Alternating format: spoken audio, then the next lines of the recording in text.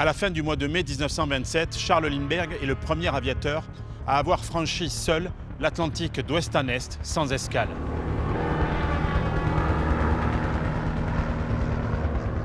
Pourtant, quelques semaines plus tôt, le journal français La Presse avait annoncé avec force détail que l'exploit avait déjà été accompli.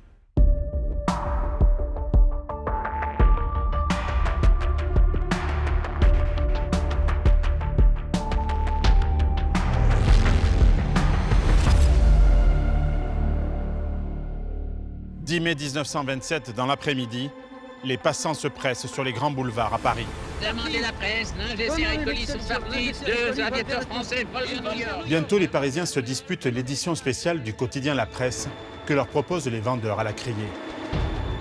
Le journal affiche en grosses lettres « Ningesser et Colli ont réussi » et en sous-titre « Les émouvantes étapes du Grand Raid à 5 heures arrivées à New York ». En fait, ce retentissement médiatique tient à 2 choses. D'abord, l'engouement du grand public pour les exploits de ces aviateurs qui, à cette époque, réduisent la taille de la planète en ralliant des contrées jusque-là inexplorées. Et puis, il y a la personnalité hors norme de l'un des protagonistes, Charles Ningesser, 35 ans en 1927, as de la Grande Guerre avec 43 victoires à son actif. Il y a été blessé et a frôlé la mort plusieurs fois.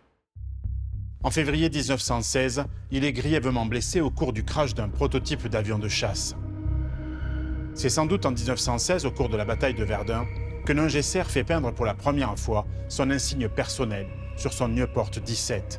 Une tête de mort et 2 tibias entrecroisés, surmontés par un cercueil entouré de 2 chandeliers, le tout dessiné dans un cœur noir.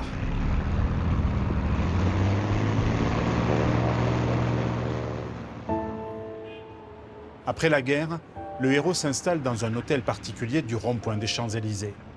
Il fait la connaissance d'une jeune milliardaire américaine, Consuelo Hatmaker, qu'il épouse en 1923. Il fonde à Orly une école de pilotage, mais ne tarde pas à faire faillite. Il est ruiné. Mais Ningesser se remet en selle en devenant une grande figure du show business américain. Il joue son propre rôle dans des films d'aventure aéronautique, mais il ne tarde pas à connaître de nouveaux revers.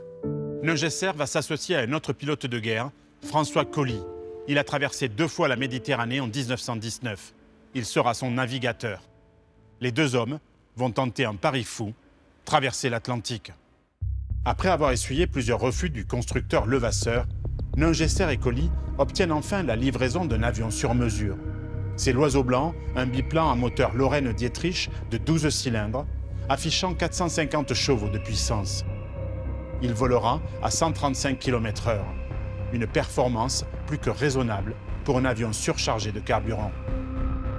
Ça va passer, affirme Ningesser devant les photographes qui immortalisent l'événement. 200 personnes vont assister à leur départ depuis le champ du Bourget.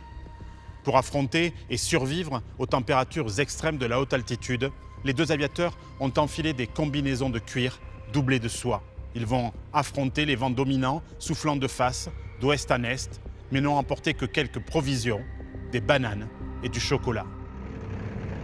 Le 8 mai 1927, Ningesser parvient à faire décoller son biplan, alourdi par son carburant. L'Oiseau Blanc fait 2 petits bonds sur la piste avant de prendre son envol. Des témoins le voient passer au-dessus d'Étretat, situé en Seine-Maritime, puis plus rien. Le 10 mai 1927, le journal La Presse annonce à ses lecteurs l'arrivée triomphale à New York de Charles Ningesser et François Colli. L'article n'élude aucun détail, mais vous l'avez compris, c'est un faux scoop, une fake news. Les 2 hommes ont disparu la veille. L'Oiseau Blanc a sans doute plongé dans les eaux froides au large de Saint-Pierre et Miquelon. Ni l'épave, ni les 2 héros n'ont été retrouvés. L'Atlantique, géant turbulent, sera leur linceul. Il sera pourtant vaincu quelques jours plus tard. L'exploit de Charles Lindbergh ouvre la voie à l'aviation commerciale. Quant au journal La Presse, discrédité, il ne résistera pas longtemps au scandale. Il disparaîtra en 1932. Les avions, eux, n'ont pas fini de sillonner la planète.